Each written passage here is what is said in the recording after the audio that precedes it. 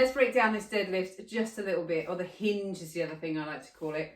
I've got a pole and I'm going to just tip forwards and come on up. Now, a few things that are happening here. Number one, I've got a slight bend through my knees. So I'm not locking out those knees. If you lock out the knees, all that torsion is going to go through your knees.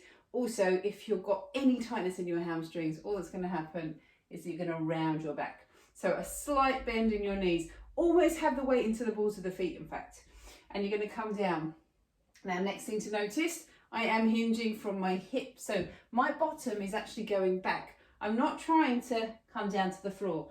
I'm actually trying to send my body back. If I'm going to use this to pick up something heavy off the floor, I need to use the strongest part of my body, and that's this unit here. I'm going to pull up, I'm going to come back up to standing. So you need a bend to come down.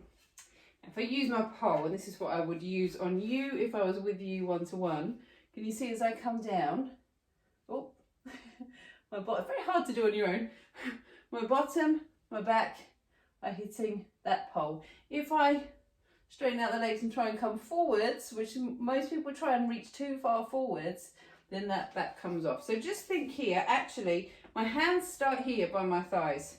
My hands are going to finish there over the tops of my toes. That's the movement. It's not reaching forwards. If you start to reach forwards, notice what happens to the back. It starts to round. That's a different exercise. It is an exercise, but not the one we're aiming for. Now, I've got my pole because one of the things I often notice is he will get to here, just about holding it together. Oh, and then those shoulders go, and you just get this like, oh no, because we're not used to using those shoulders. The pole is brilliant for this. So we're going to pop it onto the backs of your shoulders. And as you tip forwards, suddenly now, I can't round those shoulders. And you just start to feel that movement. So I'm going to start with the weight on the balls of my feet. My knees are slightly bent. As I come to here, that weight is on the heels. And as I come back up, that weight is on the balls again.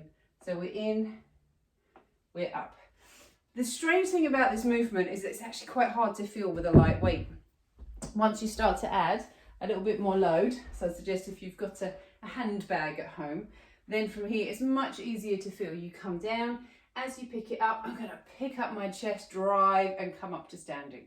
I come down, I pick it up, drive back up to standing.